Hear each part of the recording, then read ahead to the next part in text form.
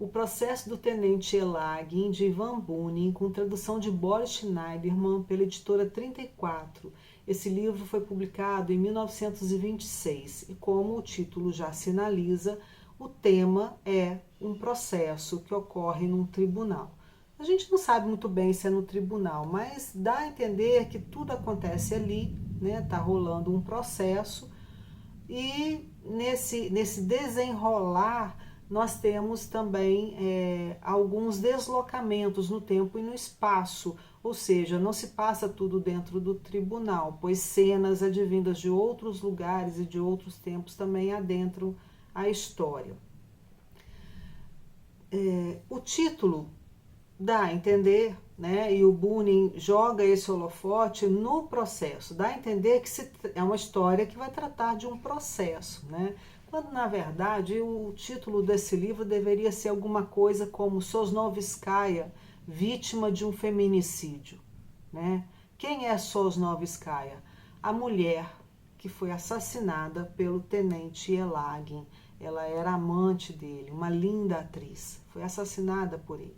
E veja bem o nome dela é Sosnovskaya, o nome dela começa com SOS, S-O-S, né? Todo mundo sabe que SOS é o Código Universal de Socorro, que foi universalizado em 1906, acho que não é à toa que o nome dela é Sosnovskaya. Pois bem, Elagin assassina Sosnovskaya com um tiro no peito, né? E aí, a partir disso, nós temos o processo. Ele próprio, após assassinar Sosnovskaya, ele sai do local do crime e vai até a casa de seus amigos oficiais e chega lá e diz friamente: eu matei Mânia. Mânia é o apelido dela. Matei Mânia, né? Matou? Como assim? Matei Mânia, toma aqui a chave. E aí ele joga a chave assim por trás do ombro, vai lá para vocês verem, né? E os amigos vão lá para ver e encontram o corpo, a polícia é chamada e tal. E aí começa o processo, né? E nesse processo nós temos vários depoimentos. A história começa com a fala do promotor. O promotor, ele é bastante duro, né? Duro não, ele é bastante assertivo em descrever, nomear e caracterizar a perversidade de Elagin. Ele é o único a fazer isso aqui. Logo a seguir, nós temos vários depoimentos de vários companheiros do Elagin, oficiais, né, que vão lá para depor também.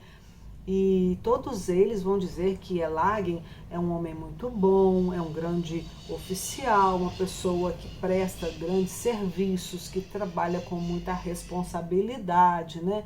Então, Elagin assim, é quase um santo, né? A partir dos depoimentos dos companheiros dele.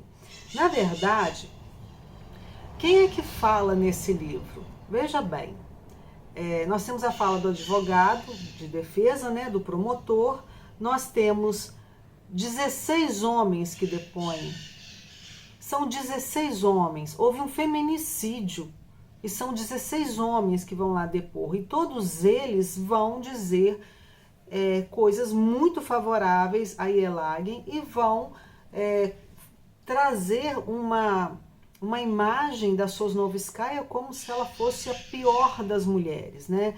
Olha só o que eles dizem da Sosnovskaya. Eles dizem que ela era uma mulher depravada, que fazia uso de ópio e haxixe, que ela atormentava moralmente os homens, que ela usava roupas transparentes, né? Que gostava de exibir as pernas, que dormia com muitos homens, que sofria de distúrbio nervoso, que ela lia Schopenhauer, que ela tinha alucinações, que ela quebrava copos no chão.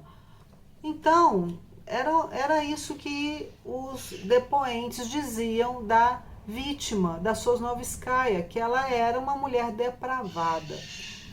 Gente, é claro que eu li esse livro e terminei a leitura com muita raiva, né? E depois eu li de novo porque eu quase fui enganada por ele. Sabe por quê? Porque além desses 16 homens, além do promotor, do advogado, do próprio Elagin, que também fala aqui, tem uma outra personagem aqui, que não era para ser personagem, mas que se faz de personagem e que nos enreda, nos engana, que é o narrador. O narrador desse livro te engana. Ele quase faz você acreditar que Sosnovskaya é perversa, depravada e que Yelagin é um homem bom. Né? Ele matou, ele é tão bom, nem matou, porque ela nem merecia viver. Né?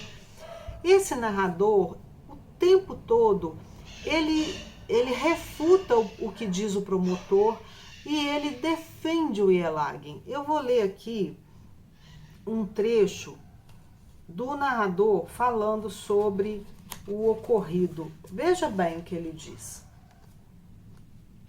Onde, pensei durante o julgamento, o promotor arranjou aquelas tintas tão negras para pintar o retrato do acusado? Ou ele tem outras informações? Não, ele não as possui. E resta apenas supor que tais cores foram suscitadas nele pela sua concepção geral sobre os filhinhos de papai e por aquilo que soubera pela carta de Yelagin. Olha só como ele defende, né? Esse promotor está dizendo que Yelagin era filhinho de papai, né?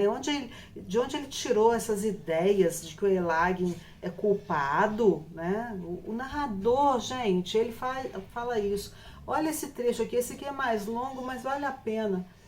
O narrador se metendo no processo, dizendo: absolutamente não era em vão que lhe chamavam mulher de conduta leviana. E não fora também em vão que a Igreja Católica lhe recusara uma sepultura cristã, por ser pessoa má e devassa. Ela pertencia inteiramente àquele tipo de mulher que dá tanto em prostitutas profissionais como em livres servidoras do amor. Mas que personalidades são elas? São pessoas com uma sexualidade dominante, insaciada, insatisfeita, que nem pode ser saciada. Em consequência do quê? Sei lá, em consequência do quê? E vejam o que sempre ocorre. Os homens daquela espécie extremamente complexa e que apresentam um interesse profundo, que são em sua essência intensamente sensuais, não só em relação à mulher, mas também em geral, em toda a sua apresentação do mundo, eles se arrastam sempre com todas as forças do corpo e do espírito justamente para tais mulheres e são os heróis de uma quantidade imensa de dramas e tragédias de amor. Eu vou parar de ler porque eu estou com raiva, sabe? Ou seja, essas mulheres perversas de conduta leviana, elas arrastam esses homens, né? Esses homens tão ilibados, né? Essa personalidade complexa, esse modelo de ser humano, né? São heróis de uma quantidade imensa de dramas e tragédias de amor. Eles são heróis, né? Então, o narrador, gente, ele é a criatura que irrita a gente aqui nesse livro. Então, vamos lá. Como acontece essa morte? O Yelagin, ele aluga um apartamento para ele ter os seus encontros amorosos com Sosnovskaya, e ela vai e se encontram lá, desculpa. Então ele conta, isso é interessante, porque ela já está morta, gente. Ela já está morta, ela não diz nada, não tem uma palavra dela aqui. Né? Tudo é dito a partir do ponto de vista do Yelagin. Ele diz que ela queria que ele a matasse, olha que coisa doida, que ela pediu a ele para ele dar um tiro no peito dela. Né? Ela já está morta, ela não pode se defender. E todo mundo acredita nisso. Né? Ele diz primeiro que a culpa era dela, depois ele fala que a culpa era de Deus, que foi Deus quem quis assim, e ela não está viva aqui para dizer. Há duas testemunhas que são a criada e a cozinheira da Sosnovskaya, elas são chamadas para depor também, e a costureira também. E elas dizem assim, que a Sosnovskaya, ela era uma mulher muito alegre, muito simpática, ela era uma atriz belíssima, ela vivia longe da mãe, mas ela sempre mandava dinheiro para a mãe, que vivia no campo, cuidava da mãe, né? Tem um momento que a criada diz assim, ela ficou sabendo que o Elag não estava bem, aí ela rezou para que ele ficasse bem. Tem um momento que um ator, amigo da Sosnovskaya, a escondeu dentro do teatro. Ela pediu, me esconde, porque o Elagin está vindo aí. Isso foi o ator que contou. Quer dizer, ela estava pedindo socorro, me esconde. As pouquíssimas vezes que ela aparece na fala da criada, da cozinheira e da costureira, ela aparece como uma mulher que tem medo, que está com medo dele e que não quer a presença dele, né? Por exemplo, quando ela vai para o apartamento se encontrar com ele e ele diz que ela está indo para pedir a ele que dê um tiro no peito, em seu peito, né? Durante o trajeto, a Sosnovskaya pede ao cocheiro para desviar do caminho e vai até a casa da costureira dela. E aí ela vai lá, porque ela mandou fazer uma reforma no penhoar dela. E ela fica lá, e tem várias moças, e elas conversam, elas riem, a Sosnovskaya diz assim, nossa, como é bom ficar aqui com essa roda feminina, estou muito feliz de estar aqui, sempre tem tantos homens perto de mim, eu estou feliz de estar aqui. E aí a gente fica pensando, se ela saiu de casa para se encontrar com a amante, para pedir a ele que a matasse, ela ia passar na costureira, no caminho, para encomendar uma roupa, né? Então, gente, é isso. Tem esses 16 homens que falam horrores dela, tem o próprio Yelagin que conta a história do jeito dele, né? Inclusive depois que ele atira nela, ele fica 2 horas dentro do apartamento e diz ele que ficou lá arrumando tudo, né? Arrumando tudo. Fazendo o quê, né? E a gente tem essas falas, pouquíssimas falas, que são só essas 3 mulheres que falam, mas também ninguém dá muita atenção ao que elas estão dizendo, que vão retratar a Sosnovskaya como uma mulher, né, dona de si, uma mulher alegre, uma mulher de bem com a vida, com desejo de viver e com medo desse Elag, né? No apartamento, no dia do assassinato, ela, segundo o Yelagin, ela pediu papel e lápis para escrever fazer algumas escritas. E tem aqui as escritas dela, né? Tem várias escritas dela. Eu vou ler só uma. Ela diz assim: matando-me, este homem procedeu com justiça.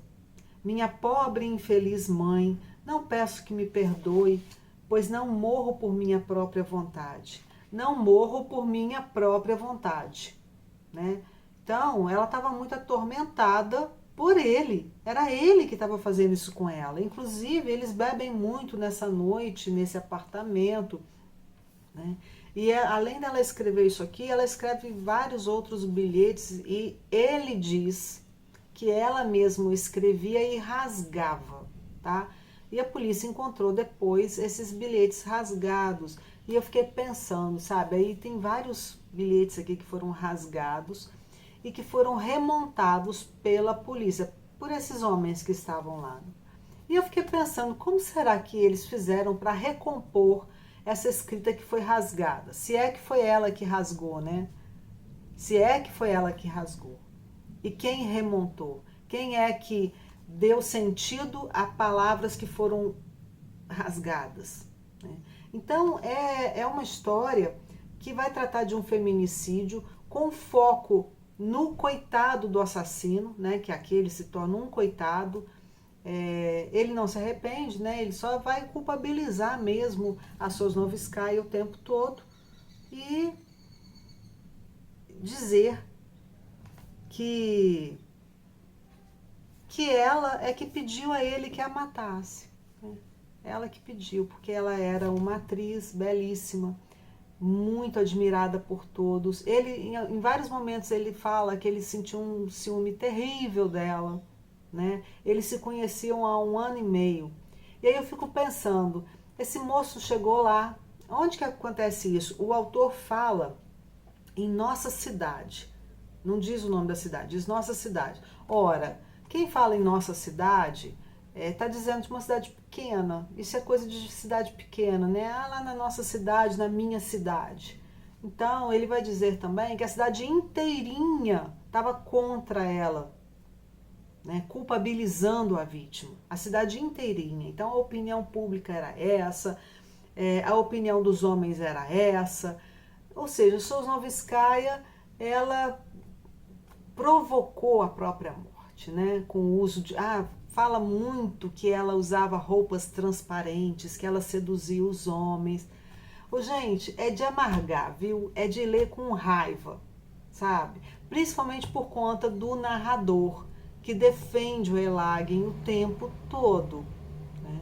Então, eu sugiro a vocês a leitura, apesar da raiva, mas para a gente ver esse mundo em que a gente vive, onde a mulher ela é acusada pela sua conduta, pela sua prática, pela sua roupa, até por ser feliz, né? Ela era muito feliz. Então, faz muito pensar sobre isso, sobre quem é a mulher na nossa sociedade até hoje. A gente o tempo todo tem notícias, tristes notícias, né, de feminicídio, e quantas vezes nós ouvimos as mesmas explicações, né? Essas explicações machistas. A roupa, a conduta, o modo de ser, a sedução. Então, fica aí para vocês uma dica, o processo do tenente Yelagin do Buni.